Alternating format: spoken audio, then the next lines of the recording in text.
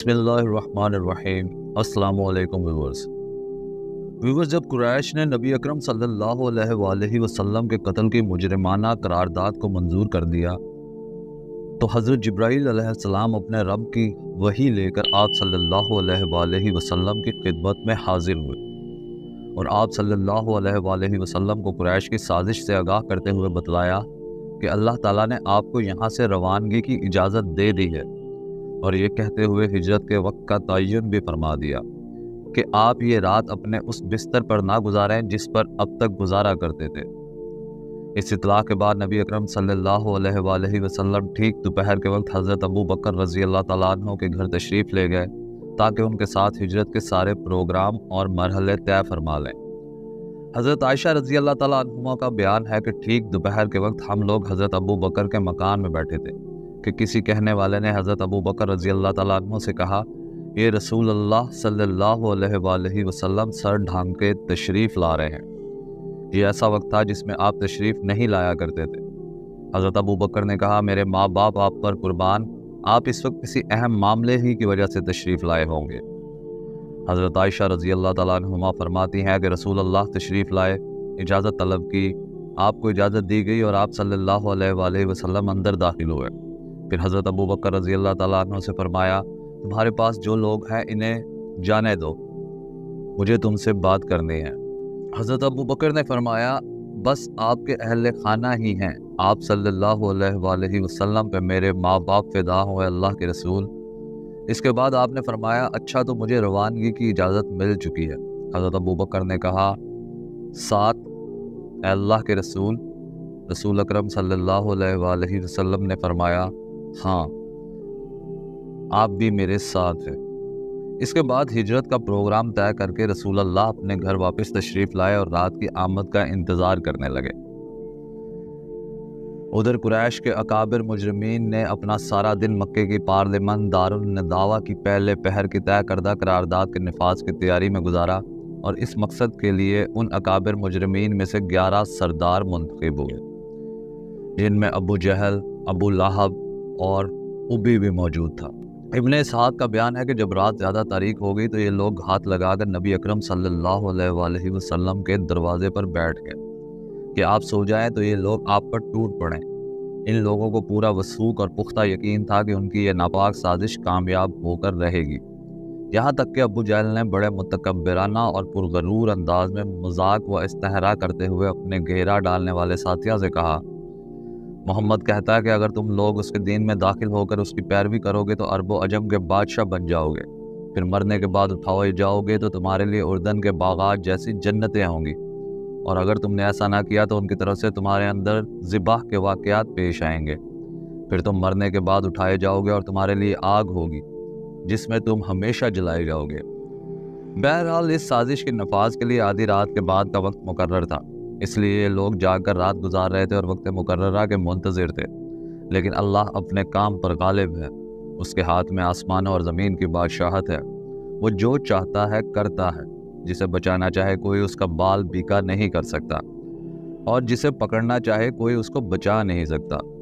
چنانچہ اللہ تعالیٰ نے اس موقع پر وہ کام کیا جس ذیل کی آیت کریمہ میں رسول اکرم صلی اللہ علیہ وآلہ وسلم کو مخاطب کرتے ہوئے بیان فرمایا، وہ موقع یاد کرو جب کفار تمہارے خلاف سازش کر رہے تھے تاکہ تمہیں قید کر دیں یا قتل کر دیں یا نکال باہر کریں، اور وہ لوگ داؤ چل رہے تھے اور اللہ بھی داؤ چل رہا تھا، اور اللہ سب سے بہتر داؤ والا ہے۔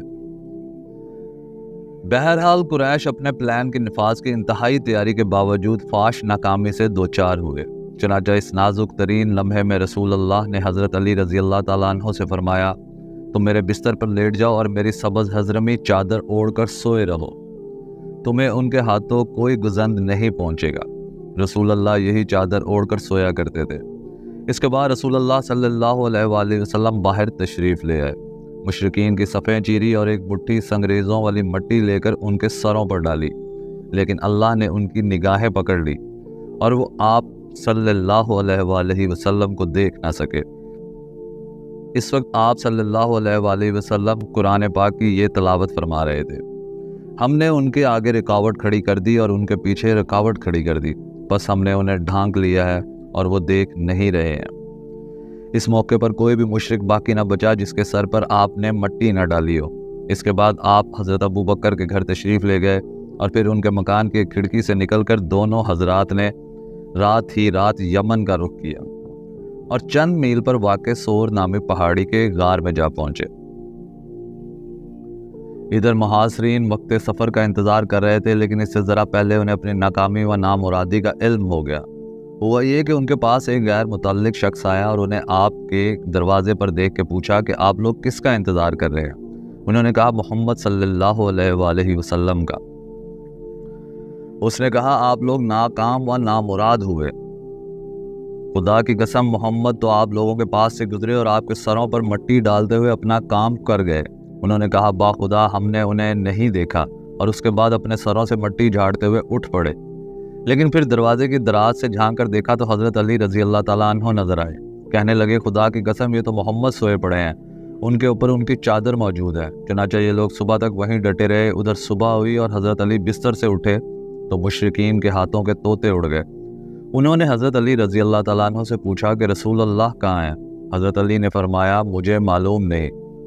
चुनांचे नबी सल्लल्लाहु अलैहि वसल्लम को मालूम था कि कुरैश पूरी जाम फिशानी से आपकी तलाश में लग जाएंगे, और जिस रास्ते पर पहले उनकी नज़र उठेगी वो मदीना का कारवानी रास्ता हो जो शुमाल के रुख पर जाता है। इसलिए आपने वो रास्ता इख्तियार किया जो उसके बिल्कुल उल्ट था, यानी यमन जाने वाला रास्ता जो मक्का के जनूब में वाक़ है।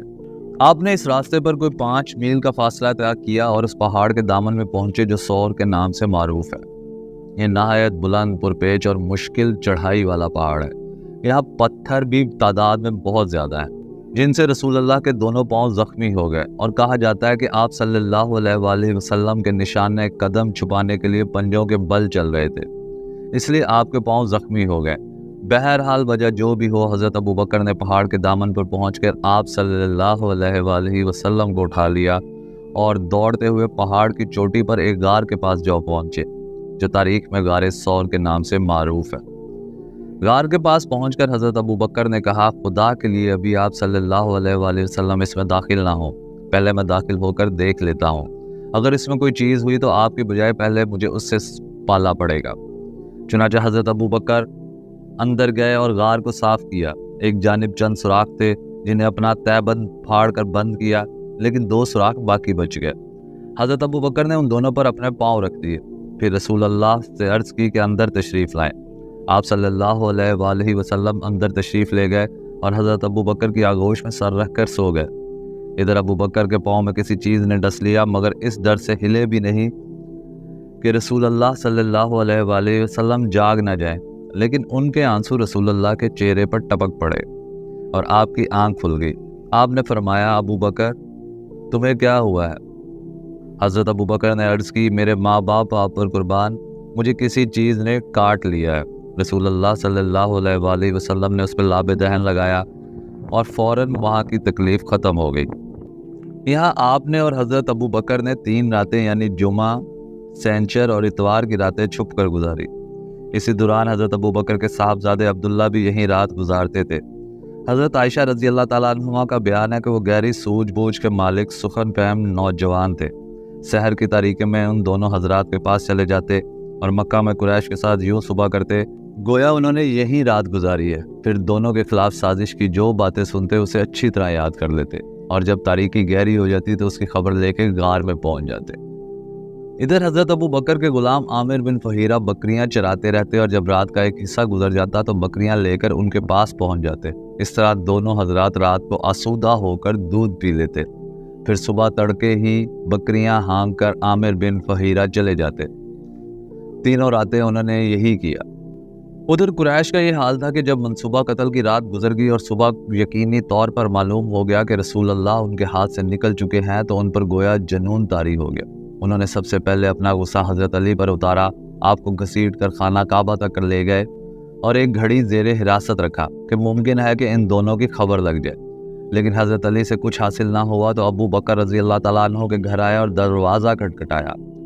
हज़रत अस्मा बिनते अबी बकर बरामद हुई। उनसे पूछा तुम्हारे बाप कहाँ हैं। उन्होंने कहा बाखुदा मुझे मालूम नहीं कि मेरे अब्बा कहाँ हैं। इस पर कम वक्त खबीस अबू जहल ने हाथ उठाकर उनके रुखसार पर इस जोर का थप्पड़ मारा कि उनकी बाली गिर गई। اس کے بعد قریش نے ایک ہنگامی اجلاس کر کے یہ طے کیا کہ ان دونوں کو گرفتار کر کے تمام وسائل کام میں لائیں گے۔ چنانچہ مکے سے نکلنے والے تمام رستوں پر خواہ وہ کسی بھی سمت کوئی جا رہا اور نہایت گڑا مسلح پیرا بٹھا دیا گیا۔ اسی طرح یہ اعلان عام بھی کیا گیا کہ جو رسول اللہ اور حضرت ابو بکر کو یا ان میں سے کسی ایک کو زندہ یا مردہ حاضر کرے گا، اسے ہر ایک کے بدلے 100 اونٹوں کا گراں قدر انعام دیا جائے گا۔ اس اعلان کر دی کہ سوار اور پیادے اور نشانات قدم کے ماہر کھوجی نہایت سرگرمی سے تلاش میں لگ گئے اور پہاڑوں، وادیوں، نشیب و فراز میں ہر طرف بکھر گئے، لیکن نتیجہ کچھ حاصل نہ ہوا۔ تلاش کرنے والے غار کے دھانے تک بھی پہنچے، لیکن اللہ اپنے کام پر غالب ہے۔ چنانچہ صحیح بخاری میں حضرت انس سے روایت ہے کہ ابو بکر نے فرمایا، میں نبی کے ساتھ غار میں تھا، سر اٹھایا تو کیا دیکھتا ہوں کہ لوگوں کے پاؤں نظر آ رہے ہیں۔ میں نے کہا، اے اللہ کے نبی، اگر ان میں سے کوئی شخص محض اپنی نگاہ نیچی کر دے تو ہمیں دیکھ لے گا۔ آپ صلی اللہ علیہ وآلہ وسلم نے فرمایا، ابو بکر خاموش رہو، ہم دو ہیں جن کا تیسرا اللہ ہے۔ ایک روایت کے الفاظ یہ ہیں، ابو بکر ایسے دو آدمیوں کے بارے میں تمہارا کیا خیال ہے جس کا تیسرا اللہ ہے؟ حقیقت یہ تھی کہ ایک معجزہ تھا جسے اللہ تعالیٰ نے اپنے نبی صلی اللہ علیہ وآلہ وسلم کو مشرف فرمایا۔ چنانچہ تلاش کرنے والے اس وقت واپس چلے گئے۔ 3 روز کے مسلسل اور بے نتیجہ دوڑ و دھوپ کے بعد قریش کے جوش و جذبات سرد پڑ گئے تو رسول اللہ اور حضرت ابو بکر نے مدینہ کے لیے نکلنے کا عزم فرمایا۔ اس مقصد کے لیے عبداللہ بن عریقت، جو صحرائی اور بیابانی راستوں کا ماہر تھا، پہلے ہی اجرت پر مدینہ پہنچانے کا معاملہ طے ہو چکا تھا۔ یہ شخص ابھی قریش ہی کے دین پر تھا، لیکن قابل اطمینان تھا، اس لیے سواریاں اس کے حوالے کر دی گئی اور طے ہوا تھا کہ 3 راتیں گزر جانے کے بعد وہ دونوں سواریاں لے کے غار ثور پہنچ جائے گا۔ چنانچہ جب 2 شنبہ کی رات آئی، جو ربیع الاول 1 ہجری کی چاند رات تھی، تو عبداللہ سواریاں لے کر آ گیا، اور اسی موقع پر حضرت ابو بکر رضی اللہ تعالیٰ عنہ نے رسول اللہ صلی اللہ علیہ وآلہ وسلم کی خدمت میں افضل ترین اونٹنی پیش کرتے ہوئے گزارش کی کہ آپ میری ان دونوں سواریوں میں سے ایک قبول فرما لیں۔ رسول اکرم صلی اللہ علیہ وآلہ وسلم نے فرمایا کہ میں اس کی قیمت ادا کروں گا۔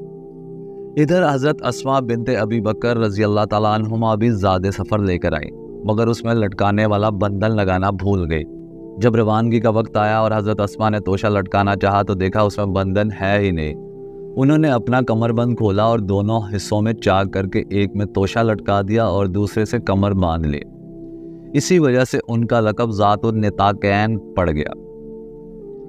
اس کے بعد رسول اللہ اور ابو بکر نے کوچ فرمایا۔ عامر بن فہیرہ بھی ساتھ تھے۔ رہنما عبدال بن عریقت نے ساحل کا رستہ اختیار کیا۔ غار سے روانہ ہو کر اس نے سب سے پہلے یمن کے رخ پر چلایا اور جنوب کی سمت خوب دور تک لے گیا۔ صحیح بخاری میں حضرت ابو بکر رضی اللہ تعالیٰ عنہ سے مروی ہے کہ انہوں نے فرمایا، ہم لوگ غار سے نکل کر رات بھر اور دن میں دوپہر تک چلتے رہے۔ جب ٹھیک دوپہر کا وقت ہو گیا، راستہ خالی ہو گیا اور کوئی گزرنے والا نہ رہا تو ہمیں ایک لمبی چٹان دکھائی دی جس کے سائے میں دھوپ نہیں آئی تھی۔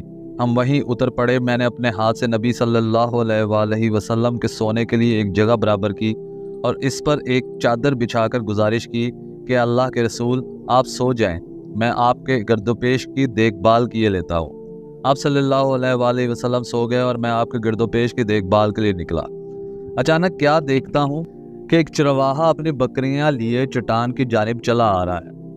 وہ بھی اس چٹان سے وہی چاہتا تھا جو ہم نے چاہا تھا۔ میں نے اسے کہا، اے جوان، تم کس کے آدمی ہو؟ اس نے مکہ یا مدینہ کے کسی آدمی کا ذکر کیا۔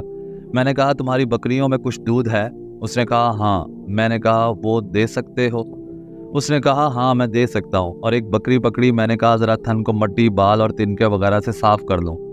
پھر اس نے کعب میں تھوڑا سا دودھ دھویا اور میرے پاس ایک چرمی لوٹا تھا جو میں نے رسول اللہ کے پینے اور وضو کرنے کے لیے رکھ لیا تھا۔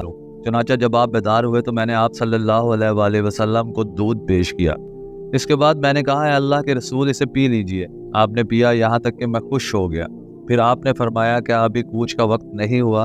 میں نے کہا، کیوں نہیں؟ اس کے بعد ہم چل پڑے۔ اس سفر میں حضرت ابو بکر کا طریقہ یہ تھا کہ وہ نبی اکرم صلی اللہ علیہ وآلہ وسلم کے ردیف رہا کرتے تھے، یعنی سواری پر حضور کے پیچھے بیٹھا کرتے تھے۔ چونکہ ان پر بڑھاپے کے آثار نمایاں تھے، اس لیے لوگوں کی توجہ ان کی طرف جاتی تھی۔ نبی اکرم صلی اللہ علیہ وآلہ وسلم پر ابھی جوانی کے آثار غالب تھے، اس لیے آپ کی طرف توجہ کم جاتی تھی۔ اس کا نتیجہ یہ تھا کہ کسی آدمی سے سابقہ پڑھتا تو وہ حضرت ابو بکر سے پوچھتا کہ آپ کے آگے کون سا آدمی ہے۔ حضرت ابو بکر اس کا بڑا لطیف جواب دیتے، فرماتے یہ آدمی مجھے رستہ بتاتا ہے۔ اس سے سمجھنے والا سمجھتا کہ یہ وہی رستہ مراد لے رہے ہیں، حالانکہ وہ خیر کا رستہ مراد لیتے تھے۔ تو ویورز، اس سے ہماری اگلی ایپیسوڈ میں مدینے کے سفر کے اندر جو واقعات پیش آئے ان کا بھی ذکر ہوگا، اور قباء میں تشریف آوری اور مدینہ میں داخلہ کے درمیان میں جو واقعات ہوئے ان کا بھی تفصیل سے ذکر کیا جائے گا۔ لہٰذا ہماری اگلی ایپیسوڈ کا انتظار کیجیے۔ تب تک اپنا خیال رکھیے۔ اللہ حافظ۔